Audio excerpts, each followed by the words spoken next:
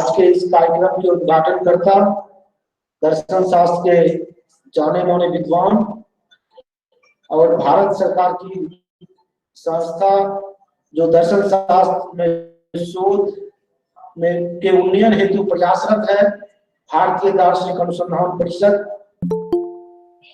के यशस्वी अध्यक्ष और पटना विश्वविद्यालय पटना में दर्शन शास्त्र के पूर्व विभागाध्यक्ष, हम सबों के गुरु और बिहार दर्शन परिषद के संरक्षक मंडल के सदस्य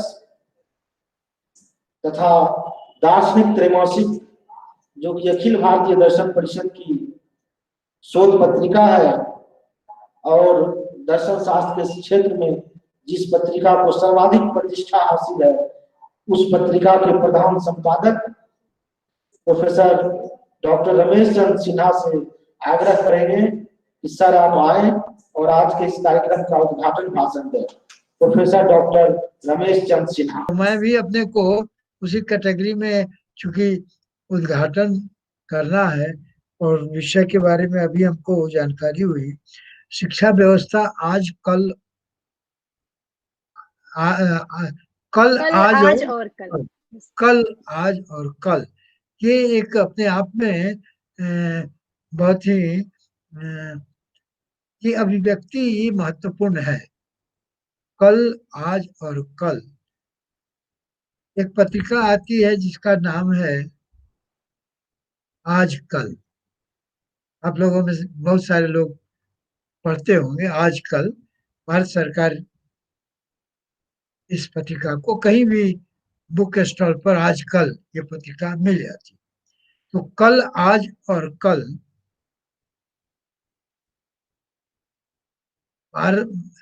भारतीयता या भारत की व्यवस्था, और आशा है कि शिक्षा व्यवस्था के संदर्भ में ही आप बात कर रहे हैं। तो पास्ट, प्रेजेंट एंड फ्यूचर, ये किसी भी राष्ट्र के कल्पना जब भी हम करते हैं तो आइसोलेशन में हम नहीं कर सकते। भविष्य के बारे में या भविष्य मेरा कैसा होगा राष्ट्र का, या शिक्षा कि कोई भी राष्ट्र अपनी शिक्षा व्यवस्था की धुरी पर वो राष्ट्र खड़ा रहता है। जहाँ की शिक्षा व्यवस्था ध्वस्त है वहाँ राष्ट्र भी ध्वस्त होता है, और जहाँ की शिक्षा व्यवस्था ठीक है तो राष्ट्र का निर्माण, राष्ट्र की रूपरेखा बनाने के लिए शिक्षा में एक मूलाधार है। अगर कहें तो शिक्षा की परिभाषा अगर हम दें तो शिक्षा मात्र अक्षर ज्ञान नहीं है, यह मूल्यों का संघात है, और कोई भी राष्ट्र बिना मूल्य के नहीं रह सकता है। राष्ट्र मात्र एक ज्योग्राफिकल एंटिटी नहीं है। Nation is not only A geographical entity. और इसीलिए श्री अरविंद ने वो एक पुस्तक लिखी माँ, और उस पुस्तक में श्री माँ उस पुस्तक में बताया कि किस तरह से nation is not a geographical entity. Nation, राष्ट्र एक मूल्यों का पुंज है, और भारतीय मूल्य अपने आप में विलक्षण मूल्य हैं, क्योंकि यहाँ हम कंज्यूमर वैल्यूज या उपभोक्ता जैसे मूल्य को,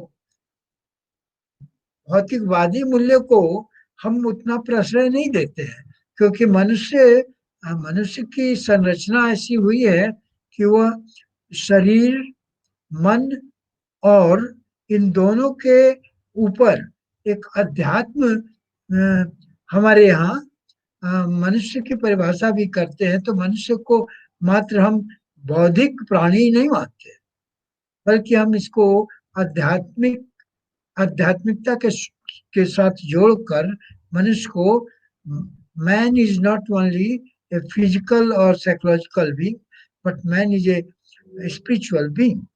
और अब यहाँ ये स्वर आपका कल, आज और कल ये बता रहा है कि किस तरह से the nation lives in the past and grows in the future.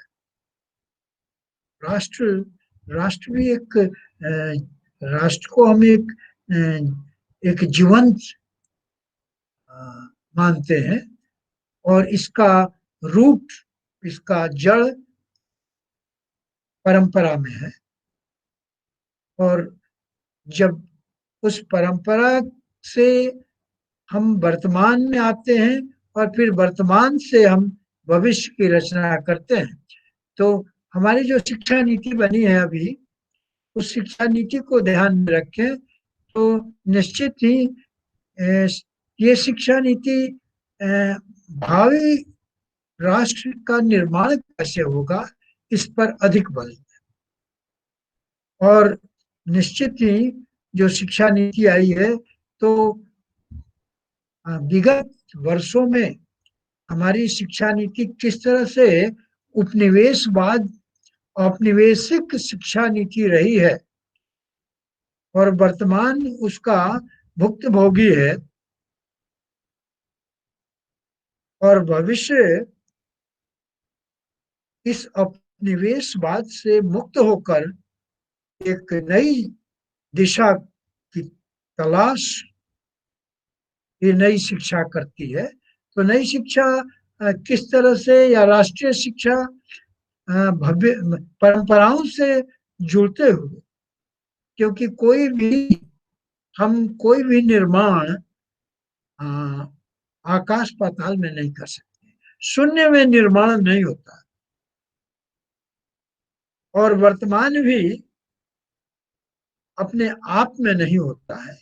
वर्तमान हमेशा भूत से जुड़ा हुआ होता है, क्योंकि अगर मूल्य की बात करें तो मूल्य कोई एकाएक कोई मूल्य सृजित नहीं होता है। मूल्य एक परंपराओं का एक की श्रृंखला है। तो जो हमारे भारतवर्ष में जो परंपराएं हैं, उसने बहुत अच्छे अच्छे मूल्य को दिया है। जैसे अभी हम बात करते हैं इंडियन फिलॉसफी, क्योंकि मैं दर्शन शास्त्र का विद्यार्थी हूँ, तो दर्शन शास्त्र की बात करना चाहूंगा। तो इंडियन फिलॉसफी की जब भी बात करते हैं तो हम क्लासिकल इंडियन फिलॉसफी की बात करते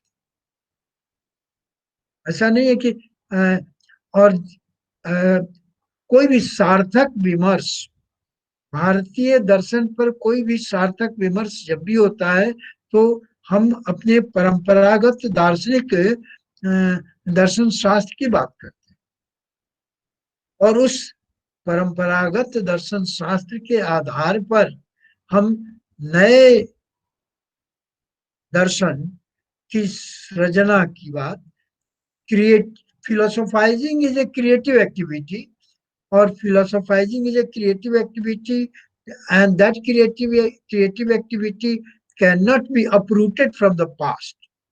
तो ये कोई भी क्रिएटिविटी, और शिक्षा का भी मूल है क्रिएटिविटी। शिक्षा, education should not be repetitive, और एक क्लासरूम टीचिंग तो ठीक है, लेकिन क्लासरूम टीचिंग में सिर्फ किताब का रटना, ये रटंत विद्या या एक औपनिवेशिक मानसिकता के साथ शिक्षा ग्रहण करना, अब ये उसके दिन लद गए। और निश्चित ही बहुत मेहनत से इतने वर्षों के बाद राष्ट्रीय शिक्षा नीति प्रस्तावित हुई है, राष्ट्रीय शिक्षा नीति हमारे समक्ष आई है। और उस शिक्षा नीति में कुछ विरोधाभास हो सकते हैं, क्योंकि जीवन की प्रगति विरोधाभास के अंतर्गत ही होती है। जीवन कोई सपाट चीज नहीं है। तो with all contradictions, with all limitations, we will progress. So life is full of paradox, and the creativity comes out of the paradox. तो मैं उम्मीद करता हूँ कि कल, आज और कल ये एक कड़ी और एक तारतम्यता और एक सुधारवाद, सुधारवाद और तारतम्यता, निरंतरता का स्वर। और आज आपने इस शिक्षा दर्शन को भारतवर्ष के निर्माण की बात और ये परंपरा वर्तमान और भविष्य को जोड़ने की कोशिश की है। और दार्शनिक हमेशा सृजनात्मक होता है, क्रिएटिव होता है, और creativity lies in linking past, present and future. इन्हीं शब्दों के साथ मैं आप सबों को बहुत बहुत धन्यवाद देना चाहता हूँ।